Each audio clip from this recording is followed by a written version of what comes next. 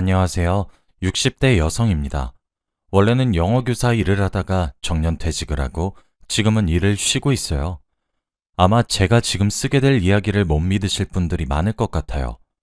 저도 이해합니다. 다른 사람이 저한테 와서 말해도 쉽게 믿기 힘든 얘기니까요. 전 남편을 꿈속에서 처음 만났습니다.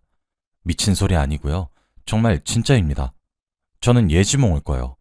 매일같이 꾸는 것도 아니고 일정한 주기가 있는 것도 아니고 몇 년에 한 번 꿀 때도 있고 일주일에 두 번 꾼 적도 있습니다.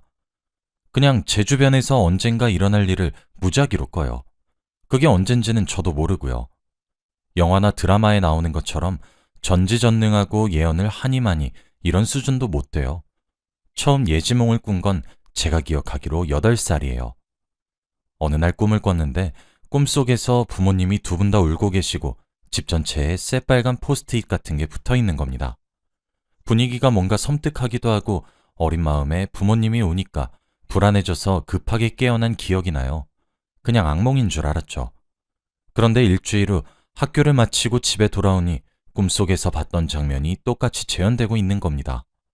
아버지는 머리가 아프다는 듯 이마를 부여잡고 계시고 엄마는 집에 돌아와 당황한 채로 굳어있는 저를 안으면서 어떡하냐고 우시고요. 맞아요. 집안이 망한 거죠. 그 전까지만 해도 저희 집은 꽤 잘 사는 편이었어요. 아버지가 하시는 사업이 승승장구하는 중이었고 외할아버지께서도 시골이긴 하지만 지역 유지셔서 나름 명망 있는 집안에 부족함 없이 자랐었어요. 상심해서 어떻게 하면 좋을지 고민하고 계시는 부모님께 차마 이걸 꿈에서 봤다고 말할 수가 없었어요. 8살이었지만 제가 감히 끼어들 분위기가 아니란 걸 알 수 있었거든요. 외할아버지께 도움을 청하자고 어머니가 말했지만 아버지는 자존심 때문이었는지 극구 반대하셨다고 해요. 결국 저희 집은 좁디 좁은 단칸방으로 이사가게 되었습니다. 온수는커녕 겨울에는 아예 수도관이 얼어 물이 안 나오기도 하는 그런 집이요. 화목했던 저희 집은 이제 온데간데 없었어요. 부모님은 매일같이 싸우시고 아버지는 일자리를 구할 생각도 없이 술이나 마시면서 집에 눌러앉게 됐죠. 생활력이 없던 어머니가 결국 가장이 되었어요. 태어나서 나한테 처음 부려지면서 설거지를 하시고 부업으로 삭바느질도 하시고 정말 힘들게 살았죠. 그런데 또 꿈을 꾸게 되었어요. 이번엔 저랑 엄마, 외할아버지, 외할머니가 분위기 좋은 고급 레스토랑에 앉아 식사를 하고 있는 거예요. 눈앞에 테이블에는 온갖 진수성찬이 차려져 있고요. 외할아버지께서 말씀하시는 걸 끝으로 꿈에서 깨어났어요. 우리 네 가족 이제 행복할 일만 남은 거다. 그동안 고생 많았다. 다 잊고 새로 시작하자꾸나. 우리 네 가족? 뭔가 이상했어요. 그 자리에 아버지가 안 계셨거든요. 하지만 그때까지도 저는 예지몽일 거라고는 생각하지 않았어요. 단지 꿈속 진수성찬을 전부 하나씩 맛보지 못한 아쉬움만 남았을 뿐이었죠. 그렇게 3개월이 흘렀습니다. 지금도 똑똑히 기억나요. 그날 있었던 일이요.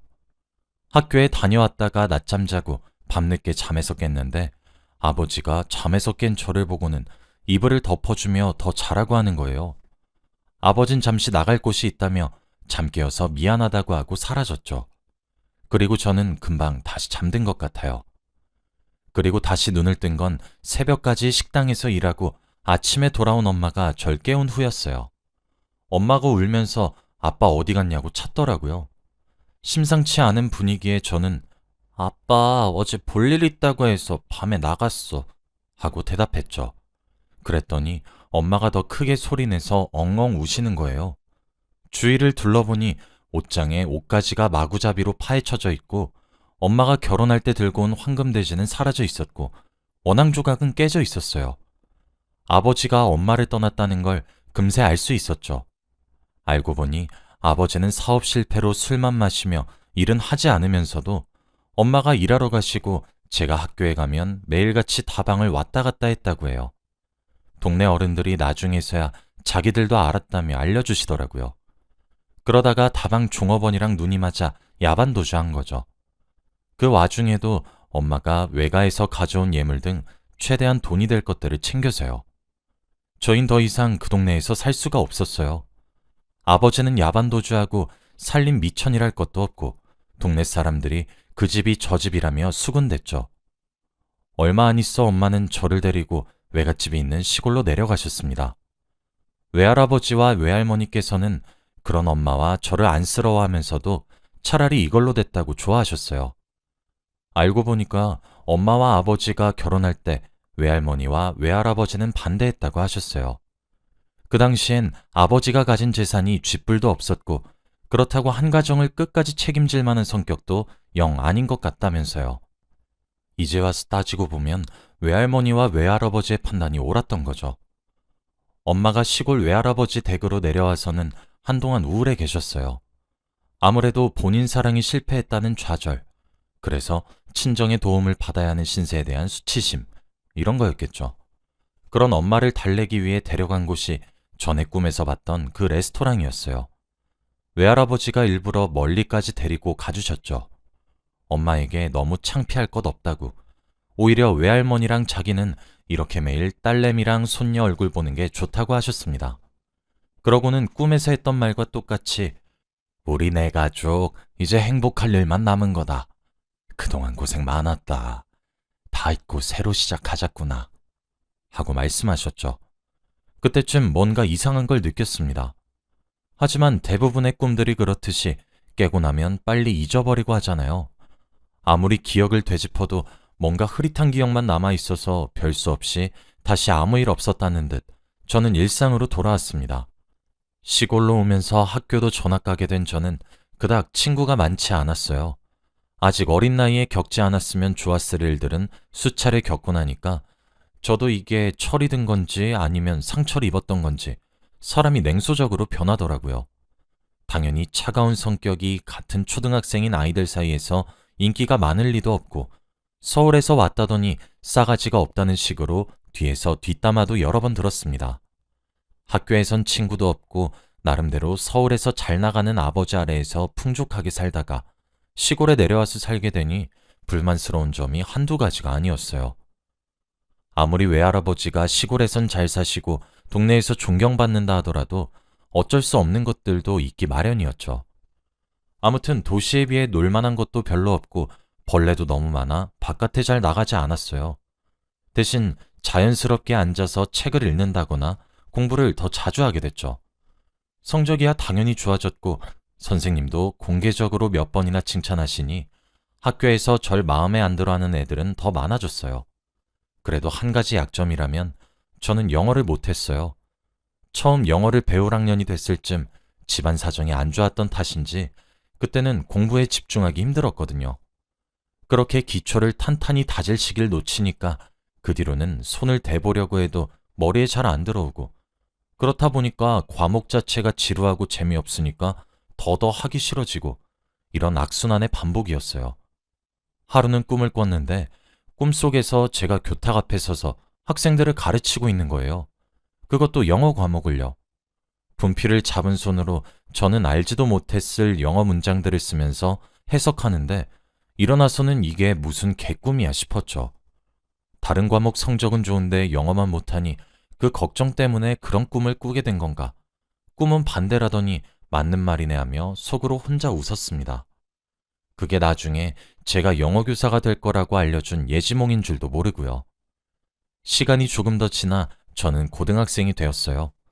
그동안 예지몽을 꾸는 일이 드물어지기도 했고 중학교 때 데자뷰라는 현상에 대해 배웠어서 어라?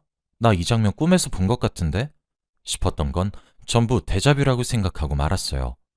그러다가 어쩌면 제 인생에서 가장 중요하고도 할 수 있는 예지몽을 하나 꾸게 됩니다.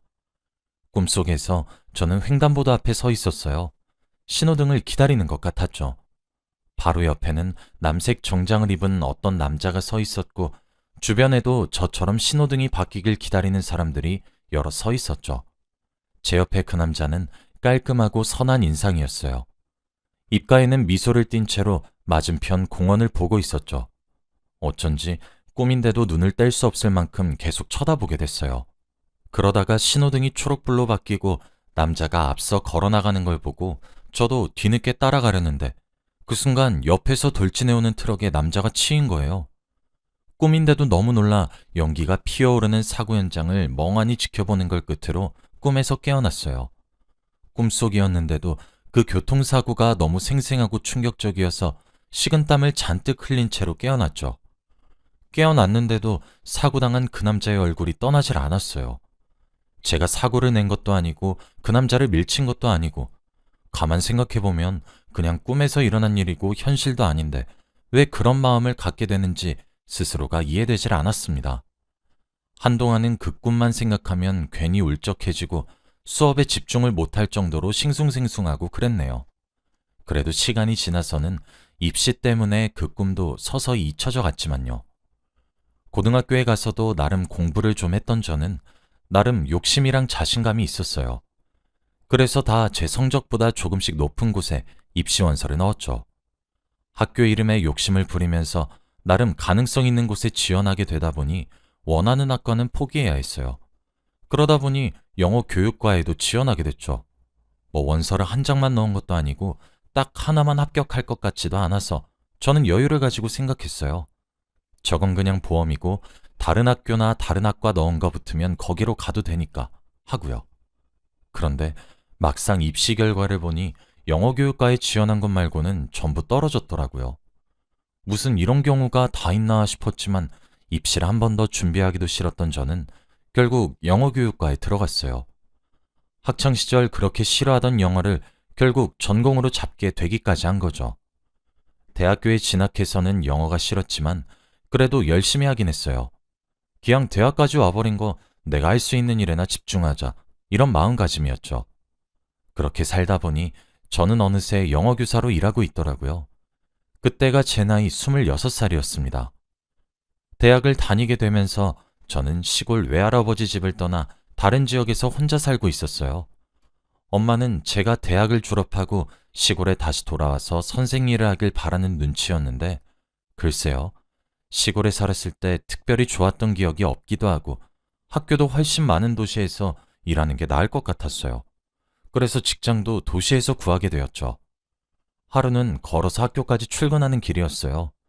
그동안은 아침 일찍 일어나서 출근 준비하는 것만으로도 벅차서 그냥 버스를 타고 출근했거든요.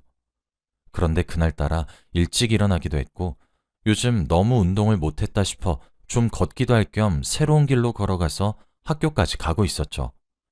그러다가 학교 근처 횡단보도에서 신호를 기다리고 있었는데 제 옆에 어떤 남자가 다가와 서는 거예요. 아무 생각 없이 얼굴을 보다가 정말 소리를 지를 뻔했습니다. 그 남자였어요. 제가 고등학생 때 꾼 꿈속에서 교통사고를 당해 죽은 그 남자요. 똑같은 인상, 똑같은 표정, 똑같은 남색 정장. 바쁘게 살면서 잠시 까먹고 있었다지만 다시 보자마자 바로 떠올랐어요. 이 남자가 꿈속에 그 남자가 맞다는 것과 그 남자가 바라보는 횡단보도 맞은편의 공원까지요. 꿈속에서 본 인물, 꿈속에서 본 장소 그대로였어요. 그리고 꿈속에서 본 것과 똑같이 시간이 흘러간다면 이 남자는 조금 뒤 옆에서 오는 트럭에 치여 죽는 거겠죠.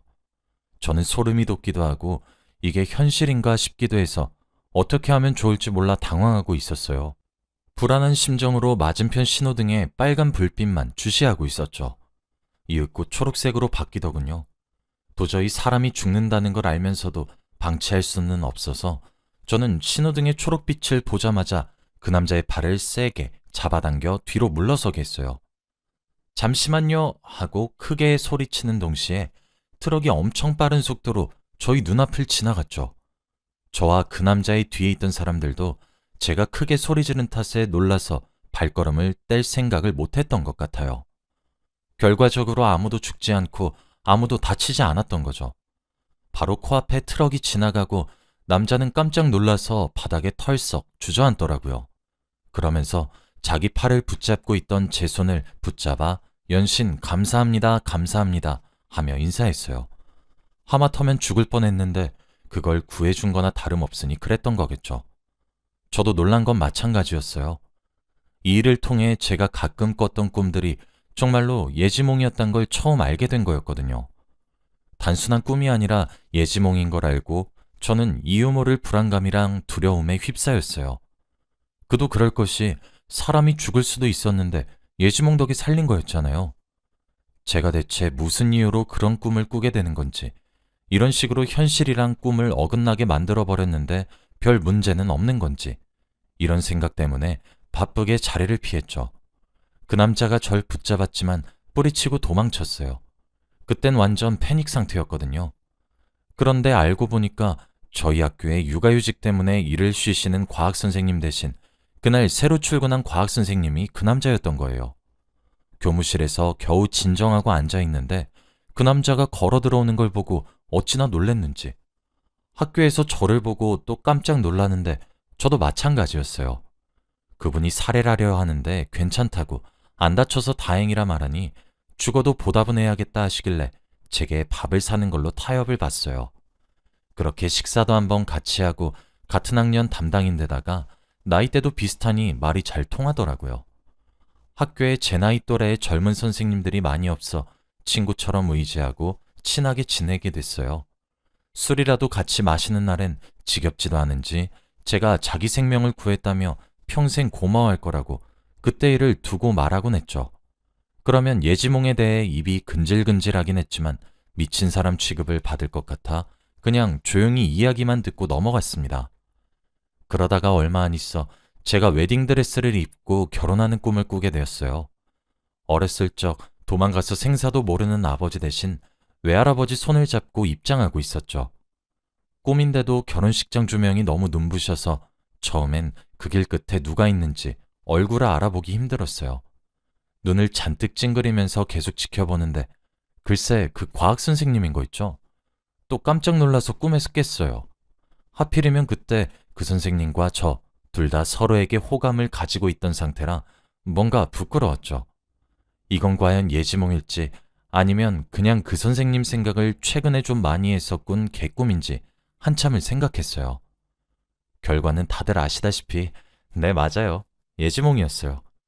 얼마 안 있어 그 선생님에게 고백을 받고 저희는 꽤 오래 학교에서 비밀 연애를 하다가 결국에 결혼을 했어요. 사연을 시작할 때 남편을 꿈에서 처음 봤다는 제 헛소리 기억하시나요? 헛소리가 아니고 정말 사실이에요. 고등학생 때 꾼 꿈에서 남편을 처음 보고 그 꿈을 통해 죽을 수도 있었던 남편을 구하고 마지막엔 결혼까지 하게 된 거죠. 결혼식을 올리며 길끝에 서 있는 남편 얼굴을 현실에서 다시 보니 어찌나 반갑던지요. 어른이 되고부터 예지몽을 꾸는 횟수가 확연히 줄어들긴 했는데 결혼을 하고 난 이후부터는 더 안 꾸게 되더라고요. 어쩌면 제 남편을 살리기 위해 여태 예지몽을 꿔왔던 거였나 이런 생각이 들기도 해요. 무사히 남편을 구했으니 이제 더 꿀 이유가 없는 거죠. 남편은 아직도 자기가 제 예지몽 덕에 살았단 걸 모르고 있어요. 제가 굳이 예지몽 이야기를 하진 않았거든요. 설명하기도 복잡하기도 하고 무엇보다 쉽게 믿기는 어려운 이야기니까요.